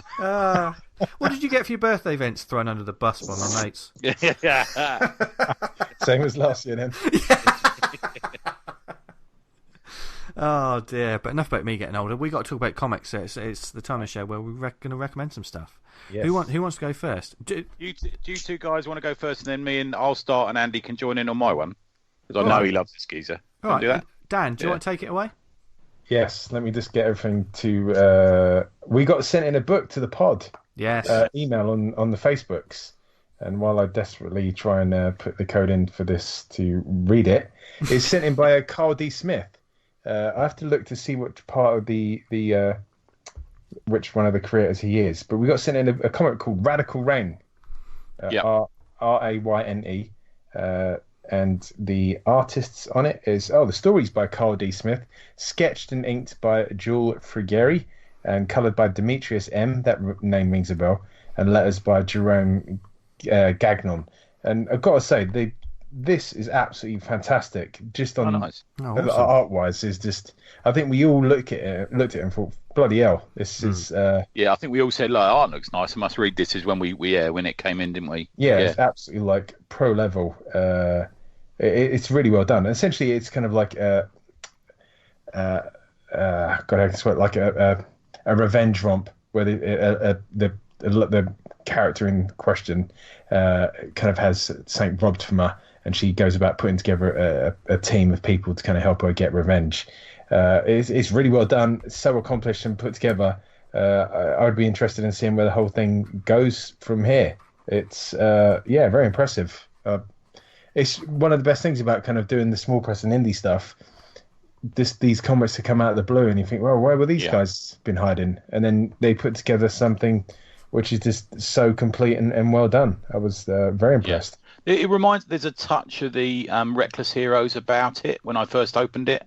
It's got that sort of bold, big guns thing going on. You know, it's the female character in it is really well drawn. I've got to tell you. Yeah, there's some definite like they do some like long. There's one shot I'm just looking at here where she's chatting to someone down the end of a really long table, and it works from a sort of narrative point of view. It works perfectly. Yeah, I really like that sort of thing. It's hard to just kind of describe the art style because when I looked at the credits and the Joanne who does the artwork, it's sketched and inked, and you will get kind of like a sketchy quality to it because there's some of the lines you can see there's like a kind of some of the pencil lines are still there, and when in other work that's kind of maybe bothered me.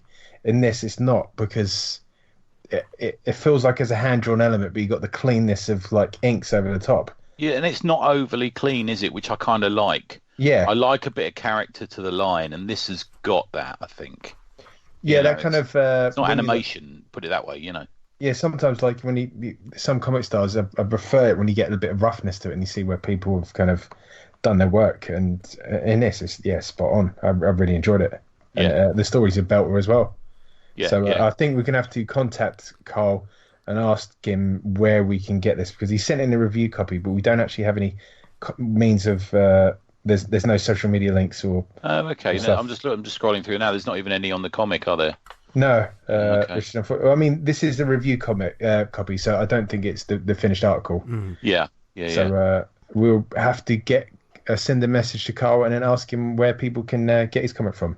Yeah, I would say if he's sending it in through to the pod, then I suspect it will appear on Comic House at some point. Yes. Yeah, as well. Maybe. Nice. That's a good shout. Yeah, it's good. That's a good shout. Awesome. Yeah.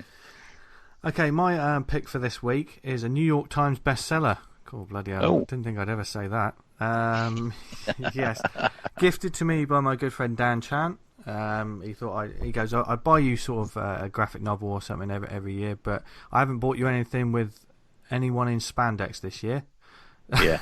I love this creator as well. So I love it. He picked the book Killing and Dying by Adrian. Is it Tomine? I always say Tomine. Yeah. Tomine. Yeah. I've not heard of this one. I have not heard of this before. Completely out of the blue. I just had a quick flick through, and I immediately thought, oh, this could be quite interesting. There's no blurb on the book. This Killing and Dying is basically a collection of 6 of his stories. There's no like book info. Basically, it's one of the. Obviously, I'm not au fait with his work. Tony probably knows. I think these are stories that have come from Optic Nerve. I think, which is his kind of regular. It's not monthly by any stretch. Yeah. Sort of his regular sort of comic release that is. You might get one in a year, and it's got 50 pages in it. And then you won't get one for like that. Yeah. I think they're from that. Yeah, and like it's covered in like sort of critical acclaim, sort of quotations and testimonials. It's like it's a table book at Gosh. It's that sort of quality. Yeah. And there's stories, like Go Owls.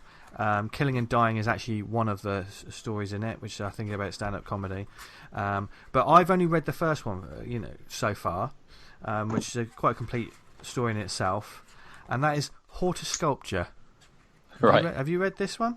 Oh, maybe a while ago. I haven't got this collection, to be fair. And it's basically about a landscape gardener who decides to become like a modern artist and create both art sculptures and living plants that people will buy. This rings a bell. And he thinks he's creating like a new art form, but he has difficulty selling that to the outside world. And like it's basically the backwards and forwards of him and his long-suffering wife who's putting up with this ridiculous sort of idea that he's got. I mean, it's quite an interesting idea, but he's got like loads of these sculptures in his front garden that people are saying these are hideous. People are taking fun of them and making fun of them. And I had a quick flick through the book, but it was definitely one of those books immediately I thought I've just got to sit down and start from page 1. And I think that's the best way to read this kind of stuff. Do you know he's what I mean? A great draftsman, man, isn't he? Completely. He knows what he's doing, doesn't he? Yeah. Within the first sort of page, I noticed that these are broken down. A lot of these are like 4-panel strips, so I knew immediately it was a collection. Like you say, what did you say it was originally in, Tony? I think it was from Optic Nerve. I know a lot of his collections tend to come from that. Yeah, because they look like the sort of stuff you see in newspapers. 4 panels with the little title in the top left corner, that kind of stuff. But the pacing of the storytelling, and very much because of that, you've got 4 panels and almost a joke. It's got that sort of the setup, the middle of the joke, and then there's always a punchline, even if it's an emotional punchline. And immediately, I was just like you say, master draftsman. He doesn't waste a line. It's not overly drafted. It's some of these look. There's a sort of cartoonish yet lifelike look to them. I'm an immediate fan of this, and I've finished reading Horticulture, which is both funny, heartwarming, frustrating because the main guy is a bit of a dick, and there are moments. There's also like certain. It'll have these 4-panel ones, and then it'll break into like a page. Do you know what I mean? It's almost like like Calvin and Hobbes, where you get like the Calvin and Hobbes strips, and then all of a sudden you get a couple of actual full-page strips. Which are like from the Sunday papers, aren't they, normally? Yeah, like and they're like full colour, and they sort of really break it up. But I wish I could say some lines in this, but some of them I think you just have to experience for yourself. His wife is getting frustrated. She's supporting him through no matter what, and you really do. At first, you're like behind him, and then after a while, you just feel sorry for you just think, God, why are you with this bloke? And one time he snaps at her, and like, you know, and then the panels are, he basically feels sorry. He goes, I'm sorry, sweetie, I'm out of my mind. What kind of jackass snaps at his wife like that? Just do me a favour and never say that word again. And she goes, which word? She gets halfway through the word of saying it. He goes, yes, that one. Jesus fucking Christ. He snaps at her again. And yeah, so there's a wonderful sort of humour. It's very sharply observed, isn't it? Very. It's very much. It's really about people, and that's what I like. Yeah, that's what it is completely. And a lot of his stories about that. You know, he writes women really well as well. Yeah. He does great stories about women. It's drawn and quarterly, isn't it? I think, is that right? This one is Faber and Faber, so like. Oh, okay. Yeah, right, this is I'm guessing you can find it quite easily on Amazon.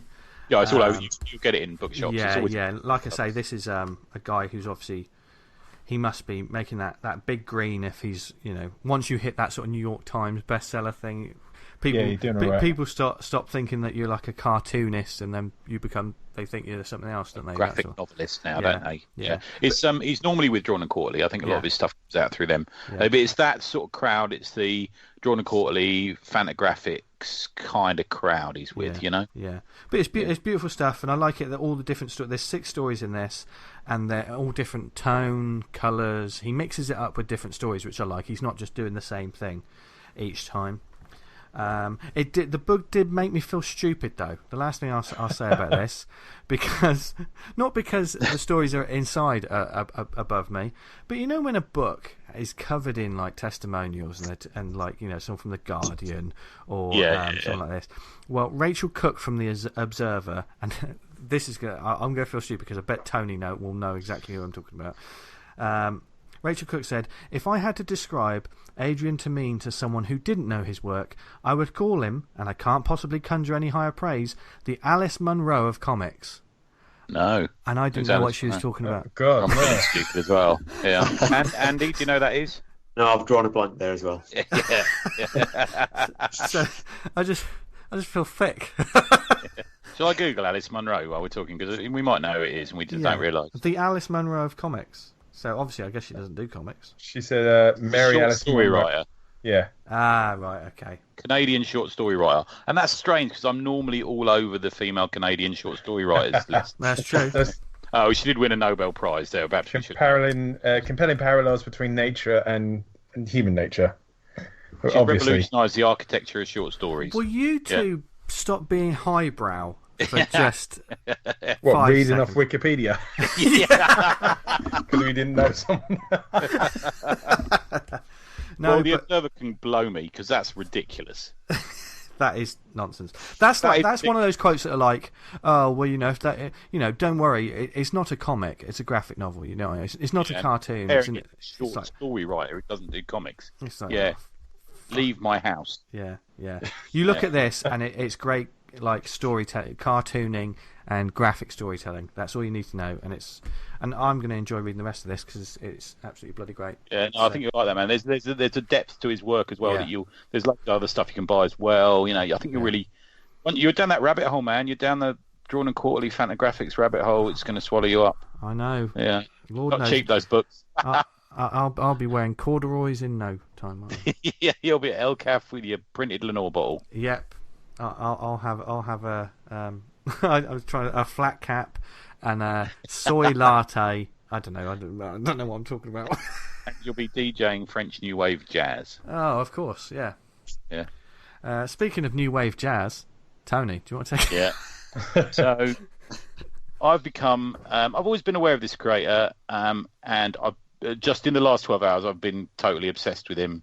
It's Jim Woodring. I know you have, Andy, but Vincent Dan, have you ever read his work? Or I've never read his work, but certainly you sent us some pictures of it, and immediately I knew it, which speaks volumes. I think it does, doesn't it? It's got, and it's weird that you were talking about that old school animation style, because there is the element of, you know, in his work of this old school animation, but dipped in LSD. You know, it's like Mickey. He's got Mickey. Frank's one of, we'll talk a bit about his characters, but Frank's one of his central characters, who is this strange animal. You can't quite put your foot on whether he's a mouse or a cat or a dog or whatever he is, but he's got kind of Mickey Mouse gloves when creatures aren't chewing his arms off and stuff like that. You know, you can find a video on YouTube. I think it's called Binky's Initiation. Oh, this is the Japanese It's animation. one of those old school animations, and I know Jim Woodring said it was a massive influence on his Frank stories. So if you just put Binky's Initiation in the YouTube, you watch that old clip, and you can kind of see that relationship between them. Yeah, and it's kind of there is that. So there's that element, and if you kind of keep that element in mind, and then the bit about the history of Woodring very quickly is he's a 66-year-old California-based cartoonist and painter. His origins come from he worked in Saturday morning cartoons with a fairly bitter Jack Kirby and a fairly bitter Gil Kane, who sort of took him under their wing and taught him stuff. But he's quite vocal, saying, I saw an interview with him today on Canadian television, and he was quite vocal in saying that's probably the worst experience he's ever had in his life, was working in this animation studio. He just found it sort of soul destroying, and it just sort of sucked his life away, to such a point where he left the animation studio, left drawing, and became an alcoholic bin man for about 8 years after that, you know. But since he was a kid, he's been having hallucinations. And he talks quite openly about these hallucinations that he has. He's not having many now, but he visualizes stuff that isn't there, almost from a sort of pseudo medical ailment. Do you know what I mean? It's almost that bad. And he turns a lot of this stuff into his comics. I got turned on to it. I've always been aware of his work, and I've always seen his work. And like you say, Vince, you know it as soon as you see it. You know there's this guy there in Woodring, and I've read the odd sort of pages here and there of his stuff. But I was out with Fingerman, and Bob Fingerman was saying to me that he was in, I think it went something along the lines, he was in a cartoon museum in LA, and they'd asked all the creators to go in the toilet and draw on the walls, as per the CBGB's toilets were sort of famous for having like these sort of scrawled on walls. They wanted a similar vibe in the toilets, and he said, and there I was drawing on the wall with Jim Woodring. I thought, oh my god! And I said to him, I haven't read Poochytown yet. I really need to read it. And he just stopped, put his coffee down, and went, no, you really do need to read it. Like sort of like seriously. Oh yes, okay, well I will. And the combination of the stars aligned, and it kept like calling to me from the table at Gosh, and then Andy was coming on the show, and I'd read his new book, A Man, and I thought, well, it's time I read this now. So I bought it yesterday and read it on the train home, and then I reread it, and I reread it this morning, and then I read Fran, which is the book that precedes it, and I became sort of slightly obsessed with it, and it's pretty much, it's going to be the strangest comic you'll read all year. I'll tell you that now. I'll read you the spiel from the back, because it doesn't explain anything, and it made it more confusing to me, and I don't really know what it means. But this is how they sell it. Do you know what I mean? It's a book, it's pretty much impossible to describe. But the story on the back of the book: when Pup Short and Push Paw, who are sort of regular characters who look a bit like big transistor radios with eyes, depart from the orgiastic delights of Poochytown, the forlorn Frank, who's the aforementioned sort of animal creature, who's a regular in his books, is thrown by a twist of fate into unlikely friendship, propelling him down a long road of escapades and trials that ends in one of the most shocking acts ever depicted in the Frank canon. Which is saying something, because everything is weird in Frank's world. Is that right, Andy, do you think? Yeah, I think that sounds about right. Yeah. You basically travel about with this sort of weird, ratty cat creature thing, and it's... Here's some of the highlights from this particular book. He's got this. There's this sort of recurring character who looks like a pig-human hybrid. I can't think of his name off the top of my head. Is it Hogman or something like that? Yeah, is that Manhog. Right? Manhog, that's it. Yeah. And he eats they find a nest of birds, and Hogman eats it. He just sort of swallows it, chews it. They sort of regularly take chunks out of each other, and creatures eat them, and then their bits of their limbs grow back. At one point he finds a tuba case, and he opens it, like a musical instrument tuba. Yeah. Opens it, and there's like a curled up snake in it, kind of thing. So he forces a reed into it and blow. They all take turns in blowing really hard, and what grows out of it is this sort of organic disease that floats in the air above them. Which looks like a combination of a disease and petals of a flower, and it's fucking strange. So what we're saying is it's slice of life. Yeah, it's like my yeah. So post Coronation Street, this is how my life goes. But And at one point, a steering wheel sticks out of the earth. I really like this bit, actually, Andy. This is one of my favourite bits, where the steering wheel sticks out, and he sort of steers this steering wheel with Manhog behind him, and they don't move, but the environment around them changes. And I think that's kind of explaining that without words, his ability to do that. You know what's going on, but it makes no sense. I think that's kind of like his master of the craft thing. He can just do that without any words, just through images on the page.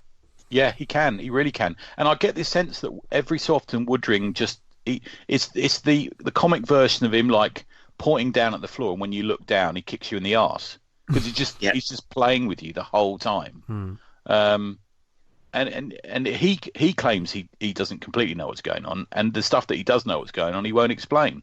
So you really have to, like your comics, really, Andy. You really have to sort of draw your own conclusions. And there's a sort of symbolicness to some of it. Fran, the previous book, is a little bit more normal, and it's like a relationship gone wrong, but she does end up on the tongue of a strange creature. Sort of. The art though is just solid black and white. He does do coloured work as well, and he does do some sort of fine art stuff as well. If you go to his website, you can find. But it's hard to explain because it's so. It's like your brain is shutting down trying to describe what it actually is. It really is, yeah. It's growing, and it's symbolic, and it's organic, and it's shaped, and it's almost like a really, really precise doodle on occasions. And he draws strange bug-eyed caterpillars and, just weird. Like if he walks past a pond, it won't just be a pond. There'll be a huge sea creature with big buck teeth in it, filling the whole pond.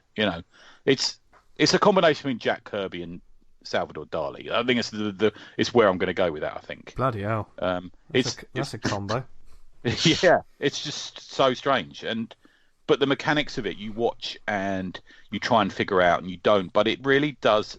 It really does obsess you as you read it. Sort of thing. It's an absolutely beautiful experience. It's a fully realised world, isn't it? Once you read any of his books, you're kind of straight in that world, and he's built that up over years. It's a brilliant book. I'd recommend it to anyone. Yeah, it is, and it's so transgressive. When you look at it, there's an anarchic version of Mickey Mouse in it. There's an anarchic version of Porky Pig in it. And when you get in like Disney movies, you get like inanimate objects come to life, like the candlesticks. Is it in Beauty and the Beast when they're dancing around? Yeah. Two of the characters. Yeah. Things happen like that. Just inanimate objects come to life as well. But it makes total and absolute sense within the framework that he's built up over 35, 40 years. Doing this book. There's one moment in it, and I knew you just suddenly go, he is fucking with me, where Frank falls asleep against a tree, and then he opens one eye, then he opens both eyes, and you think, yeah, he's just showing me what I think I'm doing, before he pulls the carpet away from me again, As I say, it came out from Fantagraphics. Go to the Fantagraphics site. I wouldn't like to look for it, but I don't suppose that Jim Woodring is on social media. He actually is. He is on Facebook because he sells some of his original artwork. Who bought some? Somebody bought some this week. I saw some online. Somebody bought a page. Yeah, I actually bought a page off eBay, but did you? I've bought a drawing from him directly. So if you follow him on Facebook, he does actually post on there quite regularly. Let's have a look. Yeah. That's cool. And his original page is about 500 quid, I'm going to say, something like that. One I got was about 400, which, considering, I think he's one of the biggest comic artists of the last 30 years. It's not bad. Yeah, no, he's great. I know when I was over Stuart McCune's house, he showed me a page. He's got signed to him. He's got this weird sort of obsession with hooker pipes, almost. Yeah. This sort of tangled pipe work, like a... Almost looks like the bit you smoke on the end of a hooker pipe if you're in Casablanca or somewhere like that. Things look a little bit like that. Yeah. And he drew one of them for Stuart, which he showed me. Nice. Crikey. Yeah, get on it. Get obsessed. Yeah, I've read Poochytown 4 times now. And I'm even looking at it again now. Yeah. And it's a thing of beauty. Get on it, get obsessed. Brilliant. Yeah. There you go. Andy, do you have anything you'd like to recommend to our lovely listeners? I'll do a quick shout out because the Go for it. people I was next to at ELCAF They're a collective called It's Froglump. 3 artists, Can, Lucy, and Lizzie. But I'd recommend checking out any of their books. I've got Lucy Hasland's here. It's called Between a Defensible Space, and I thought it was absolutely beautiful. It's all hand drawn with pencils. Really well told story. It's doing quite interesting things with the form, and I think she has got a website, which is lucyhaslam with an m.com, or if you just search for It's Froglump, it's got all 3 artists there. Ah, nice, cool. We'll put them in the show notes then. Always like discovering new artists and books here. Yep. Awesome stuff. So there you go. I've got so many bloody show notes to do this week. It's unreal. Yeah, I'm just sending you a link for Alice Munro. Actually, you can include. Right. Oh yeah. So knowledge is power. And we hope that you've all learned a lot on this week's episode. I know we certainly have, of all kinds. And thank you, Andy, for joining us and talking about your work and everything. It was brilliant. So, and we hope. Thanks very much for having us. Really enjoyed it. That's been great, man. Yeah. Oh, good. Can I throw a spanner into the works? Go on. Yeah. Competition. Oh yeah. Yes. Yeah. Yes. We for the past couple of weeks throw that spanner down. Throw it. Yeah. We've had comic house competitions for the past 2 weeks, and we thank you to everyone that's entered something. We've been collating it, and we're still not like that. Tony, grow up. You've done very well this week after a shaky start. Don't ruin it now. You're on track for a gold star. No, so we're getting together with Pete. We're judging it, so we're gonna save all that for next time's show. So we'll on episode 207. Bloody hell. If you entered the competition, stay tuned to that one because we'll be announcing who's going to win the Comic House collections. And and we're going to do it. We're going to do another one as well. I think next week as well, aren't we? Yeah. Yeah, that's the plan. Yeah. But we've been busy doing all sorts of stuff as well as whether it be events, comics, Kickstarters, Scripts. Sleeping on benches in parks, whatever we've been doing. So we thought rather than rush it out and not think about it, because seriously, with some of the answers that we've got, we'd never do that. Yeah, with some of the answers we've got, we'd never do that. We'd never just rush out a show. With some of the answers we've got, we really need to put some time and attention on them, because some of them are quite frankly brilliant. So so stay tuned for the competition next week. And likewise, if there was anything on the show that you agreed with, or if you want to send us comics or anything in general, or because BAM is happening on Small Press Day, July the 13th, if you know of any other Small Press Day events that are happening in your area or somewhere that more people need to know about, let us know, because that's why we're here to put the word out about these things, because Small Press Day is a fantastic thing and it's happening all over the UK. So just let us know, and you can let us know awesomecomicspod@gmail.com.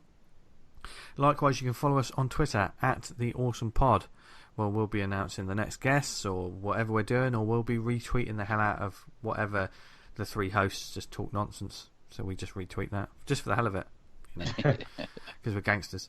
If you do Facebook, go to facebook.com/awesomecomicspodcast, and if you when you don't want to look at pictures of who wore what to what wedding, and you actually want to talk about some comics, then join the Facebook group Awesome Comics Talk, because it's probably the only place you want to go on Facebook, and there's lots of people getting together to talk about creating comics, comic events, and just everything in general. Sometimes they just like having a laugh about comics, but there's no hard and not selling comics. Not selling your Kickstarter. We've had 4 people join today, and all 4 of them then tried to get a post past me selling their comic. Yeah, and they all got deleted. Yeah, they will not be approved. So, there you go.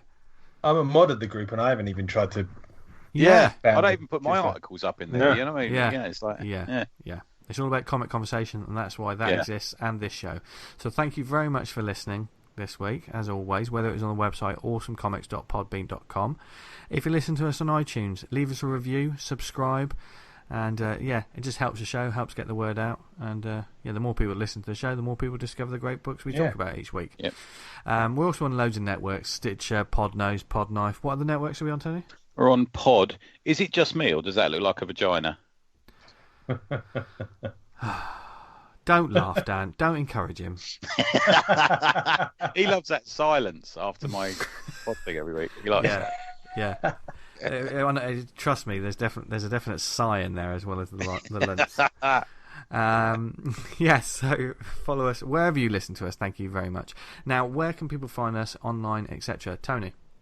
Twitter, EZOHYZ. If you go to neverwriteanything.blogspot.co.uk, today there's quite a few images from the book me and Andy talked about there from Poochytown. So it will visualise what we tried desperately and badly to describe for you. There you go. Amazing. That's a hard task to do, though, so I think you did well. Yeah, it's not easy. But definitely check out the pages. Yeah. Thank you. Cheers. And what about you, Dan? You can find me on Twitter at Vanguard Comic, and you can read Vanguard at vanguardcomic.com. Yes. The businessman in comics. Yes, he is. Issue 16, it's going through proofing. I do the corrections. As soon as that's done, it's on Comic House. Yeah, stop fucking about, man. You get nothing. You sat there with your thumb up your ass. What are you doing? What are you doing talking to us? I'm currently re-lettering the entire Viper. That's fucking... Oh, God. I didn't know you were re-lettering that as well. Yeah, I'm looking forward to that thing we talked about earlier as well. Stay tuned for more news on that in the future, folks. So I'm tempted to get a print done of that because I know it'll be good. Yeah. Yeah, it's shaping up to be good. That secret project. Yes. Oh. You can follow me on Instagram and Twitter at Jester Diablo, where I just post a load of nonsense and more artwork. So, get in touch if you want a commission. You can find banging them out. They're great. Oh, thanks. Yeah, mate, you've gone nuts. What's happened to you? I don't know. You've given up your job or something? You ain't told us. Is that what's happened? And I bought one from you today, you fucking bastard. I knew you knew you'd get me with that one. Well, no, I just thought I'd just draw. I wanted to draw some monsters, so naturally I drew a man thing. And I know I feel bad because don't say it. You shouldn't have said it out loud because I got in under the wire before Sarah wanted to buy it, didn't she? You say under the wire. No, I will be upfront and honest. Sarah, he did ask pretty much almost immediately after I posted it. Yeah, we've got a timed WhatsApp picture I can prove it with. Yeah, with me going, "Oi, Vince, don't sell it. I'll have that one." But as a result, I'm going to be drawing Man Thing again for Sarah anyway. So you need to do a Man Thing meet Swamp Thing for her because I know she likes them both. That may be happening, Tony. That may be happening. Nice work, sir. Yes. Yeah. So that's where you can find me. And Andy, you star, you legend. Where can people find you, your work, etc.? Yeah. So best place is just on Twitter or Instagram. On both of those, I'm at Comics. Yeah. There you go. So go forth. Get on it. Seriously, we've talked about your books for years now, man. I absolutely love it. Thank you very much, man. Appreciate the support. Yeah. Get on it. Yeah. And there'll be more to come. Yeah, definitely. And I know there's some listeners of ours who may not be aware of your work who are going to be big fans. So that's right up a lot of our listeners' street, I'd tell you. Yeah, definitely. So go forth, read loads of comics, have a brilliant week, folks. From Dan, Tony, Andy, and myself. What do they do, Dan? Stay awesome. He's just getting so good. He's just warming up, baby. I know. Jesus. I just love it. Anyway. Bye, everyone. Bye. See ya. Bye. See you later.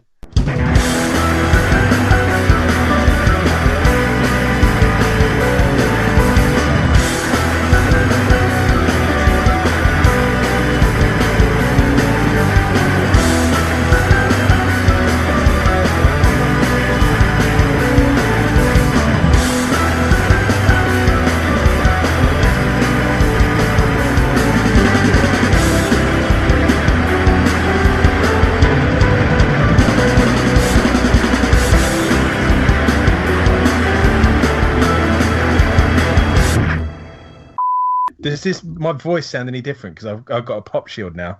No, it sounds the same. Yeah, it sounds right. It sounds nice and clear. It's less Excellent. Is it less echoey? I think it is a bit. Maybe. Say penis. Penis. Yeah. That's say perfect. I love penis. Yeah. I'm not going to say that. Go on. Dan. I love Tony's penis. No, that's fine, mate. That's really cool. Outtake.